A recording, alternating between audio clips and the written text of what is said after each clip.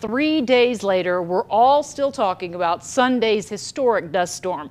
And some of us might actually still be cleaning up after that storm. Yeah, but how does that storm compare to the actual Dust Bowl of the 1930s? Well, tonight we hear from weather experts, historians, and two of our neighbors who lived it. Wow. Here's KLBK's Jaxie Pigeon.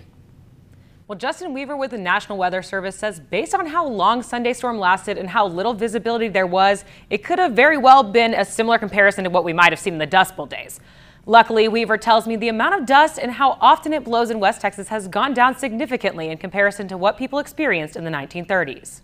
What made the Dust Bowl particularly bad in the South Plains of West Texas, up through Oklahoma, Kansas, eastern New Mexico, parts of Colorado, maybe even extending up into South Dakota, is this combination of more land under plow and the lack of rain and the eradication of the native grasses, and all of that contributed to the blowing dust. The Dust Bowl was a decade long of horrific dust storms during the severe drought of the 1930s across the region. You couldn't see anything but dust rolling in from the west, you know, as it developed, and they were pretty bad storms. Poor farming techniques at the time caused the soil to erode and then turn into dust. A lot of it. Being a farmer's daughter, we wanted rain. We didn't want dirt. We needed the rain, but we got by.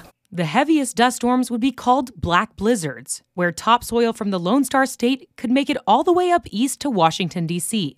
Jones, who grew up in Perryton, remembers being sent home from school because those storms were so bad. It would get so dark inside the classroom that you couldn't see what the teacher was doing at the board, so they had to dismiss school. As for Roberts, she recalls her mother doing everything she could to keep her children safe from the choking dust that surrounded them. My mom, bless her heart, would take sheets, wet them, hang them over all the doors and windows to keep the dirt out of our house, because dust pneumonia was pretty common in that time, and a lot of folks died from it. Justin Weaver with the National Weather Service says Lubbock has many dusty days, but nothing like what Sunday, February 26th would bring.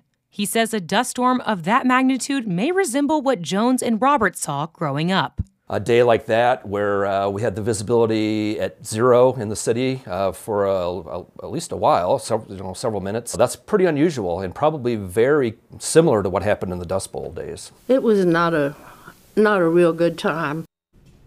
And Weaver says it can be easy to assume that Sunday could be the beginning of the Dust Bowl 2.0. But he does not see that happening again, mostly because of how much better farming techniques are nowadays.